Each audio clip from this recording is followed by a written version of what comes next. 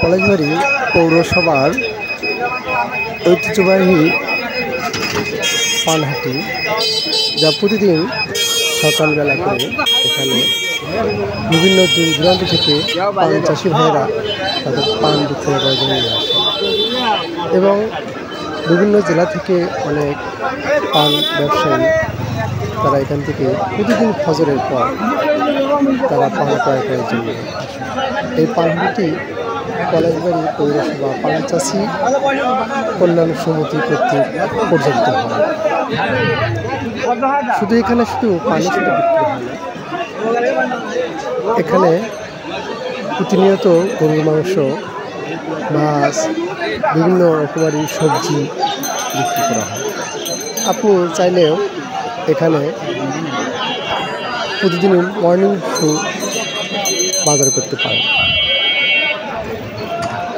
দিন দিন এই পানহাটি সবার কাছে অনেক গ্রহণযোগ্য হয়ে উঠেছে। আমাদের চ্যানেলটি যে বা যারা যেখান থেকে দেখতেছেন সবাইকে একটু